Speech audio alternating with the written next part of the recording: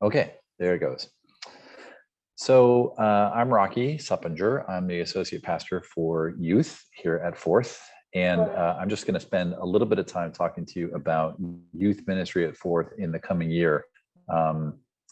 In another time, I might describe youth ministry at Fourth in general, sort of values and, kind of our mission and overall programs. But we're in a time right now that has required us to think pretty specifically about the conditions that we're facing and the constraints and opportunities. And we've made some significant changes to what we do with students. And I'll just kind of share what those are.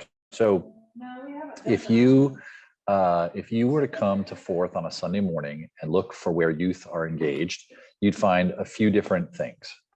You would find youth groups, three weekly youth groups that meet on Sunday mornings. 2 days ago, Sunday the 12th, Get Connected Sunday was the first time that we've had students in person in the building since March of 2020. And that was really exciting. So we had our confirmation class, which is for 8th graders. We start the year with a meeting with them and their parents. We were in the Borwell dining room with chairs 6 feet apart, everybody masked, kind of talking through what confirmation is and what students should expect. That's for 8th graders. We have 15 8th graders signed up for in-person confirmation. Last year, we did all of our youth programming, confirmation, junior high, senior high on Zoom. And this year we may add a Zoom component to these weekly groups, but we don't have one for confirmation at present.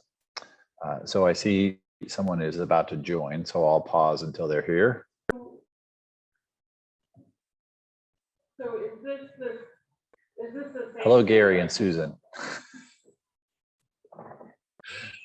So continuing with Sunday morning youth group at Fourth, we have a confirmation and a junior high group. Junior high is 6th and 7th grade, confirmation is 8th grade. And the thing that's different about all of our weekly groups this year is that we've cut those down to 30 minutes.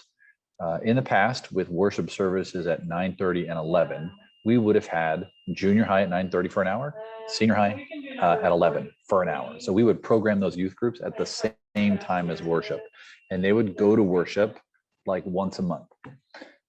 Given that starting this fall, we have one Sunday morning service right now, we decided to not program the youth groups at the same time. We decided to do junior high and confirmation for 30 minutes before worship, and then try to get all those students and their parents into the main worship service.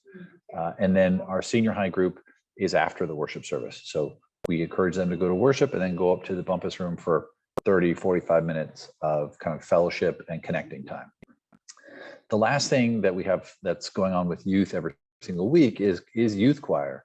And even though we're not singing right now, Katie Sinclair, who is just really terrific and a really special person in the lives of our children and youth, takes students out of the sanctuary for the last 15 minutes of the service, and she does choir with them. I went up there and watched them do it for about 10 minutes this past week, and she played the doxology and did a whole sort of thing with hand motions where none of them were singing, but they were learning the doxology through movement and through hand gestures. And it was pretty unique. I've never seen anything quite like it.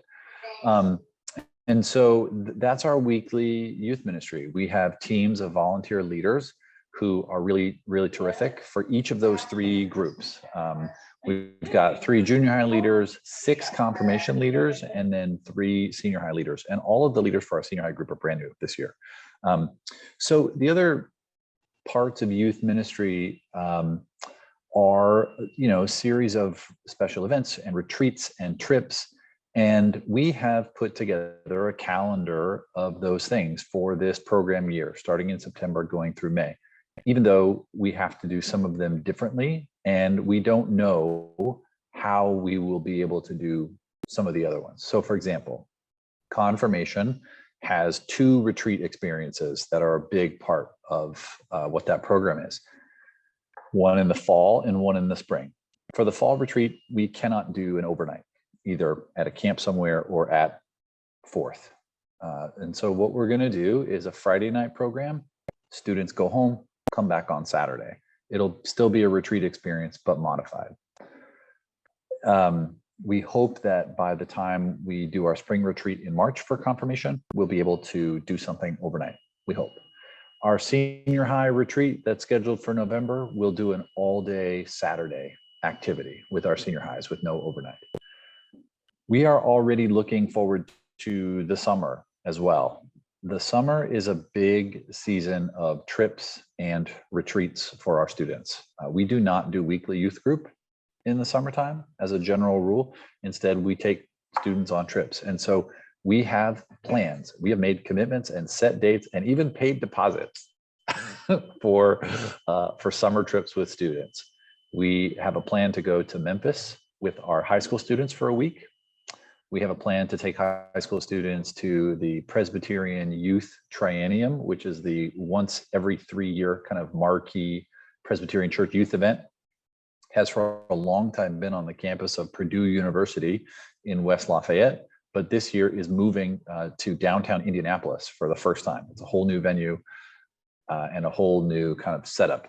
So we're excited about that, and we've made plans, and we fully intend to go to those things if they are happening. We also have a week junior high mission trip. We haven't decided on a location for that yet, but it's on the calendar and we plan to do it. So that's just a quick kind of overview of where youth ministry at Fourth is at right now and things that we are emphasizing. In the past few years, and this was even before COVID, we have really kind of pushed youth ministry programming in the direction of helping students participate in the life of the congregation. And in some ways, last year with COVID, some ways that enabled us to do that better. So for example, we have youth officers, 2 youth elders, 2 youth deacons. It was much easier for them to participate in session, for example, over Zoom. It was much easier for them to participate meaningfully on the youth committee over Zoom. We were able to do things with our youth groups where we brought in speakers like Mike Uziak of the Meals Ministry to talk about the Meals Ministry and how students can be connected to it over Zoom. That would have been really hard to do on a Sunday morning in the past. So we are continuing to push in that direction as we come back together. All right. We see the main purpose of youth ministry not to be giving students sort of a diversion or entertainment, but equipping them to participate as mature Christians in the life of the church. And this is how we're trying to do that right now. All right, well, welcome everyone. So my name is Matt Helms. I'm the Associate Pastor for Children and Family Ministry at Fourth Church. I apologize in advance for the husky voice. I'm getting over a cold, so hopefully you can understand me through all of that, but it's great to be with you all. So at Fourth Church, the line between children's ministry and youth ministry can sometimes be confusing to people. It essentially runs from birth to 5th grade as children and family ministry. And while that kind of seems like a made-up line to some degree, it's actually taken on a whole new meaning in this time, since the population that I'm working with is 0 to 11, or the exact age that can't be vaccinated right now. And so everything that we are doing this year is coming in with that understanding that we know that none of the students that we are serving are able to be vaccinated. So not only do we have to be doubly careful when we do gather in person, which we just started doing this past Sunday, we also want to maintain online options for families to continue to be able to connect. And so I'll share a little bit about both.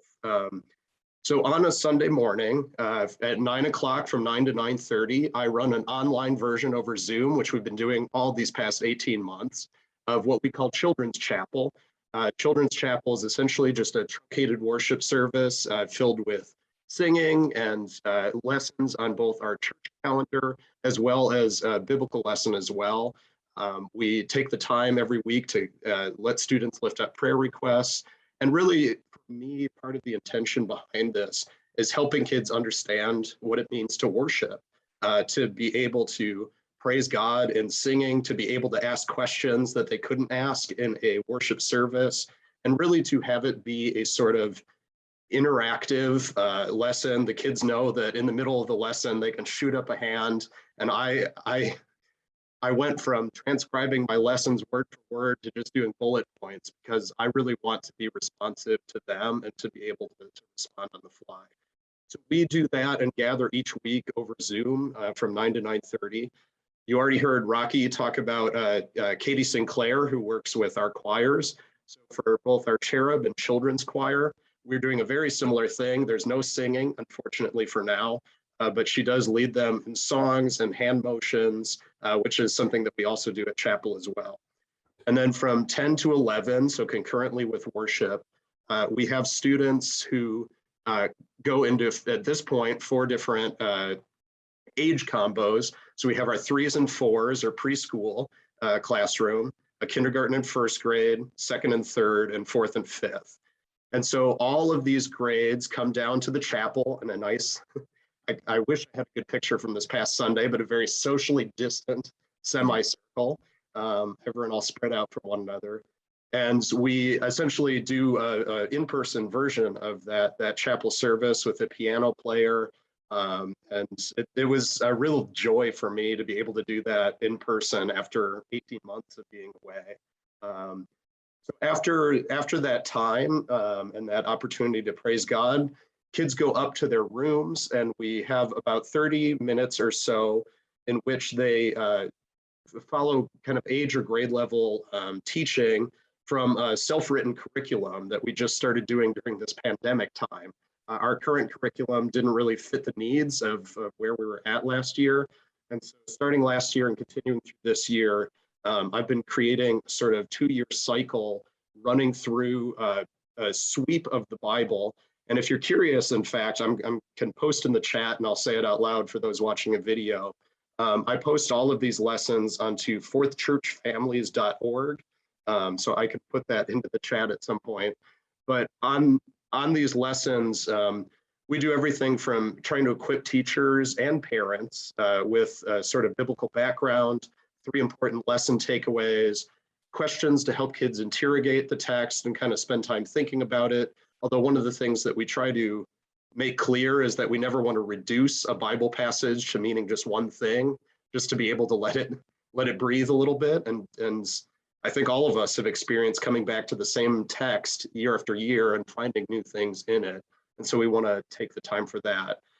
As part of our congregation's push to embrace racial equity, one of the things that we've added on is for our older grades, so for 2nd and 3rd and 4th and 5th, we have started highlighting a person of faith from around the world, telling their life story, how their faith impacted them, and how what they were able to do through their faith, how that ended up changing the world, or if not the world, their immediate neighborhood.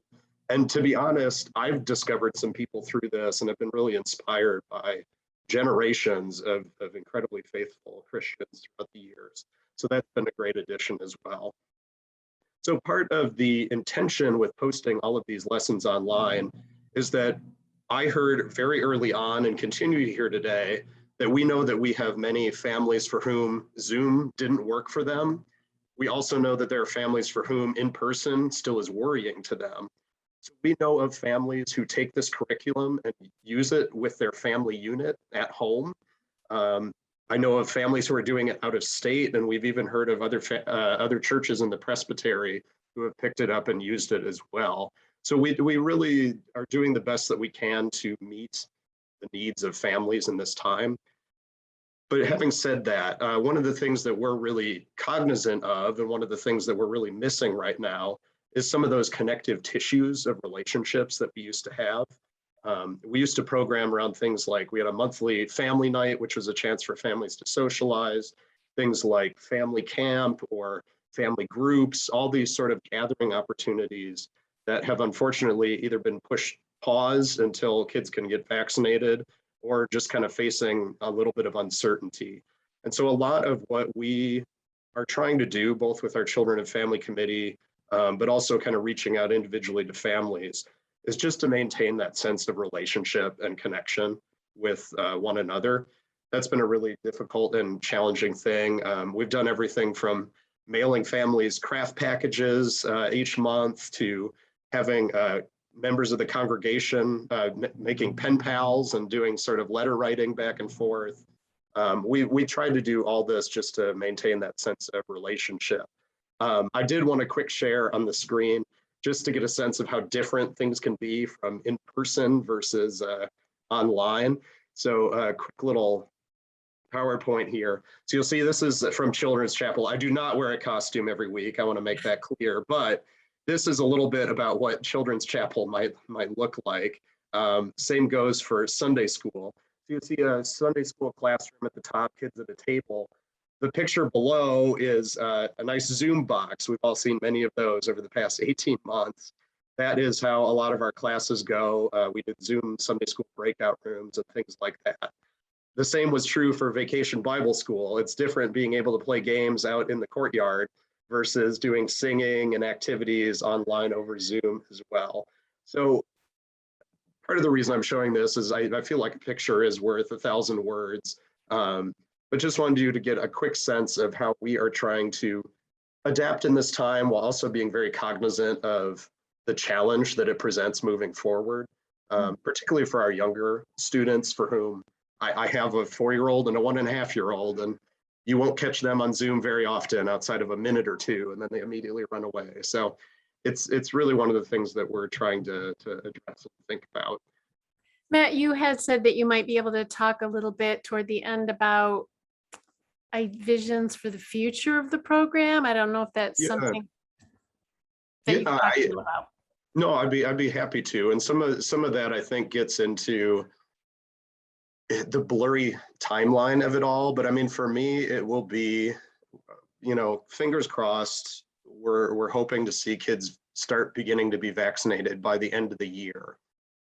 In my mind, one of the biggest goals and pushes that we have is as we head into 2022 is to try to reconnect with those families through social opportunities, through just ways to meet them halfway. One of the things that we were just talking about at our committee meeting this week was Advent is often really a time when even people who are kind of on the periphery of church become interested and engaged. And so we've already started talking about how we can, whether it is written things that families can do at home. One of the things we did at Lent was kind of a paper chain where every day you could break it off and it had sort of a question and kind of a discussion point with the family to be able to create our sort of own Advent calendar and things like that.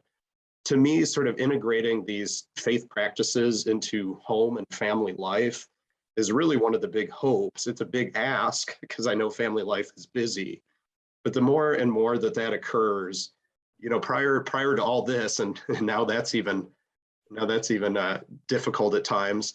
I kind of talked about how we see kids for an hour or two every week in an ideal world. I would love to meet them in their family life and to have that be a primary access point. And that only starts and is possible when that is easy for families. And so for me, I see it as one of my jobs and roles is making faith discussions and bringing our Christian faith into the home, making that as easy as humanly possible. Because as a parent with young kids, I get why it gets pushed to the wayside so easily. And I just think that to the degree that I could be helpful in facilitating that, I think it's vital.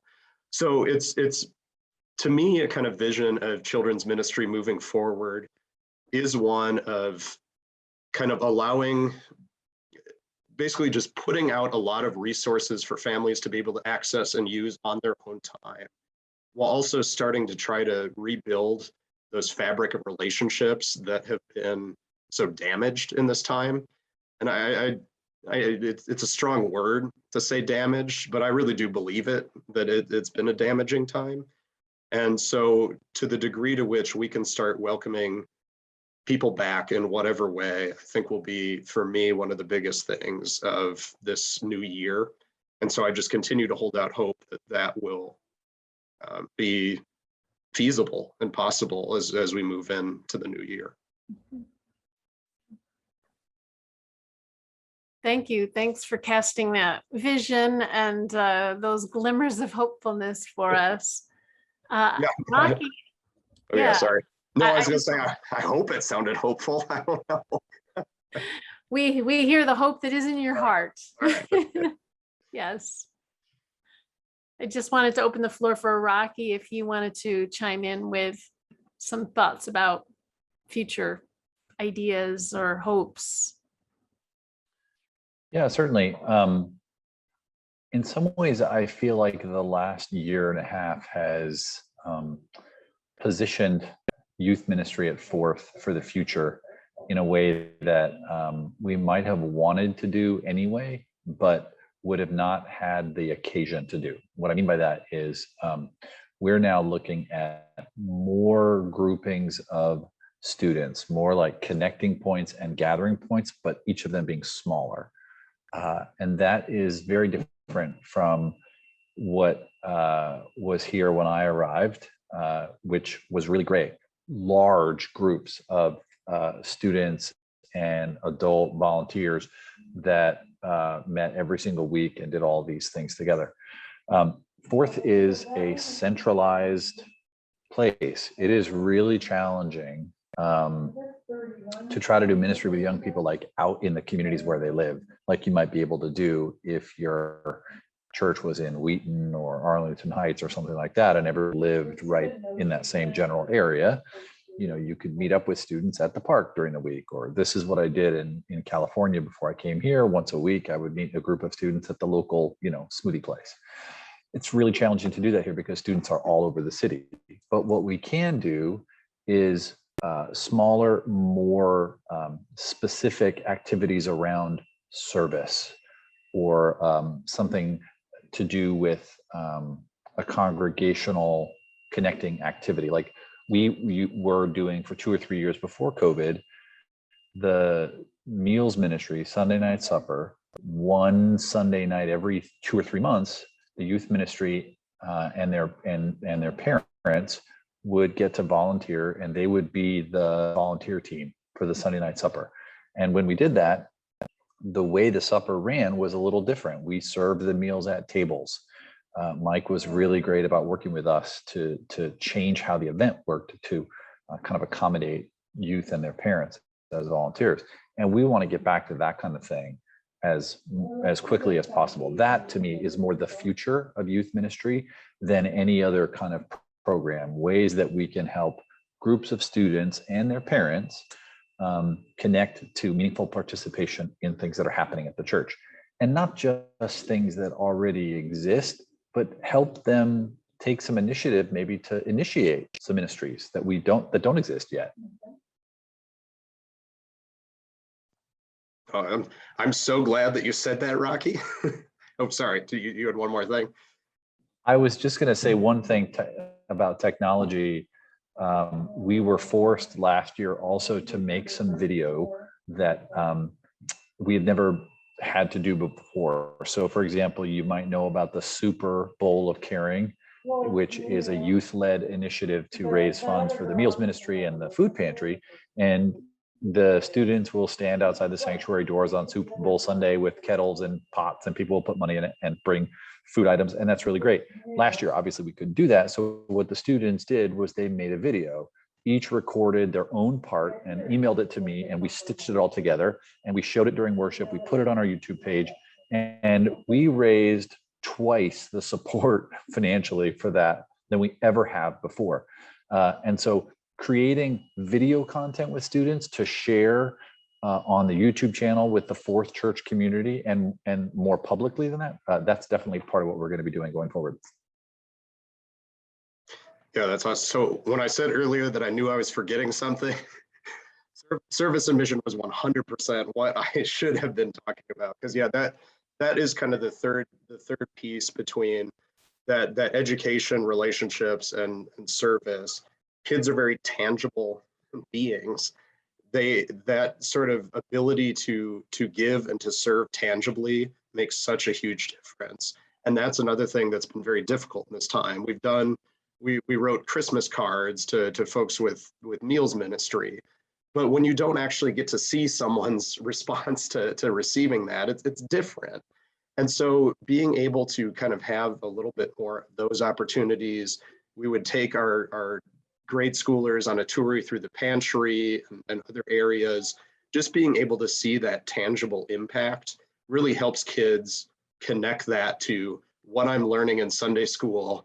We always try to pair our Good Samaritan lesson with that trip down to the pantry to say, this is how we are being neighbors to people who are in our community who need our help.